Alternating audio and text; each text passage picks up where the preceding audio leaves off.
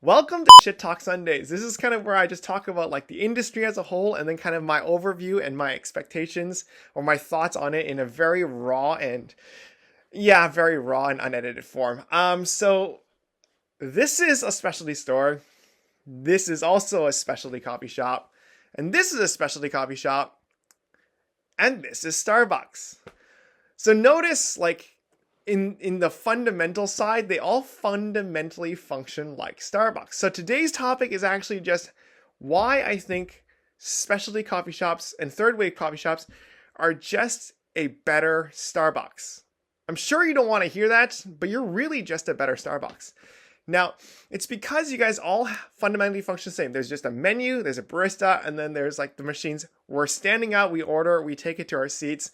The second I leave the counter, we're left alone. I think if you want, if to put it this way, a Starbucks coffee shop in my mind is like it's a fast coffee shop. So it's like a fast food but fast coffee. Okay, so if Starbucks is the gold standard for fast coffee, and McDonald's is the standard for fast food, then you can actually kind of see how these two are related or similar, but in their own domain, right?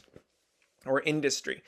But the thing above fast food is just like a mom and pop kind of like, restaurant. A nicer fast food chain would be like A&W or Wendy's or Shake Shack or In-N-Out or whatever.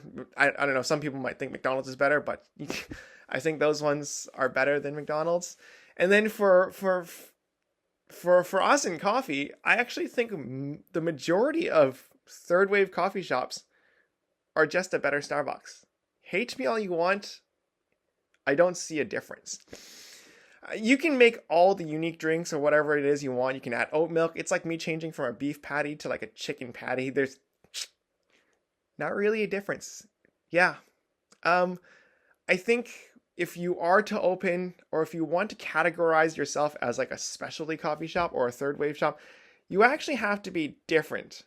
So if you guys didn't know, I had a coffee shop. It was called Fabrew. It's a pour-over-only store. I don't have many clips where I'm actually like, I don't know, let me look for it. If I don't find it, you won't see any B-roll. But otherwise, you can just enjoy these pictures for now. But I pretty much just had a bar counter. I asked you what kind of coffees you expect. I only do pour-overs.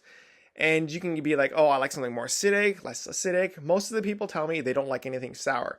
Now, I don't actually expect my clients to know anything about coffee. So they can describe to me however they want. They could tell me, oh, I want to feel like I'm on a beach in Hawaii and I'm overlooking a sunset. So in my mind, that's like, okay, it's something warm, it's something cozy, and it's something sweet, okay? Or maybe even like tropical, because I can think of like a pina colada, even though that's more like a Mexican resort. Anyways, if I were to go to like think of like a beach and a sunset on Hawaii, I would think of something sweet. I could use a Kona coffee that's on a medium roast if I had in stock. If not, I would probably pick something that's like a honey process. A honey process has like that kind of like sweetness, oranginess, and I think that's a very good way to kind of start. Now, when I serve the drink, I always change the way I brew my coffees. I have, obviously if you watch my videos, I have lots of different brewing techniques or ideas. I can sometimes use a French press, generally don't. I can use an AeroPress or pour overs, but different devices create different textures or flavors, and I try to replicate their kind of mood as much as possible. So I think I was something that was like specialty because I did something that was completely different from the standard coffee shop. I was full service. I engaged with my clients. Now, me being an introvert, I'm not very good at always judging if people want to talk or not. Sometimes I see them look at me. Maybe they want to talk. Maybe I read the room wrong. I do my best. Whatever it is, I do my best. And in terms of pricing, I was extremely expensive. 8 years ago, when I first opened, I charged $15 a coffee. It's crazy. I think I should have charged more, to be honest. I think I should charge more. Now, as for how I did, I guess I was cash positive for most of the years. I was just shy of, I guess, making back the initial investment I put into it. Now, that seems like a waste of time. I mean, 1 to 2 of the years I was more or less closed because of COVID. But obviously I grew my YouTube channel and I grew a roasting business out of there. So in the overall, I think it was worth it. And it made sense. Now, I think I was like a specialty shop because I was trying to push for something and I felt like I was a mom and pop version of a coffee business. Whereas a lot of new specialty stores are just a better Starbucks. So I think it's hard for them to market their beans as better. As a roaster, it's easier to kind of market yourself as better beans, but your clientele is very small.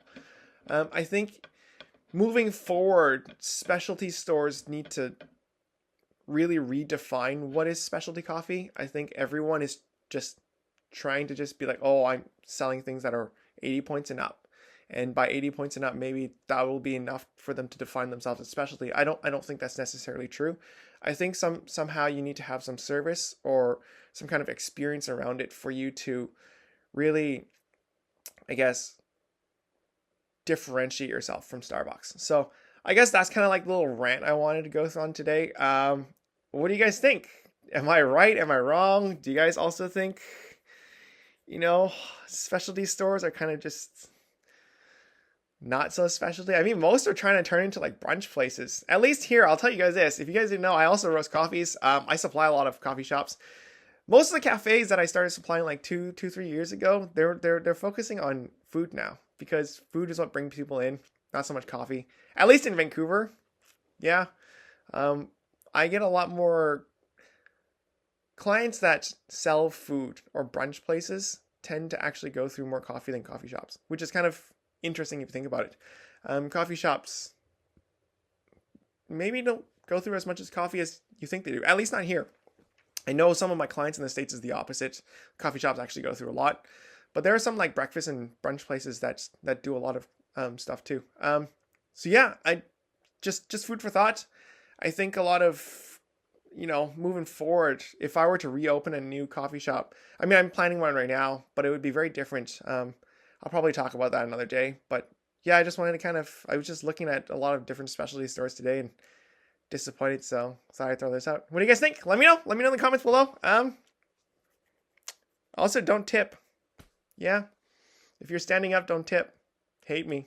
If you work in a coffee shop, hate me all you want. I don't care. Yeah, I cannot tip at a coffee shop if I'm standing up. If there's any additional service provided, like they bring it over to me or whatever it is, they bring me water. If it's a full service, I will tip. But if I'm standing up, controversial as it is, leave me a dislike if you really dislike it. Thanks, guys. Catch you guys in the next one. Bye.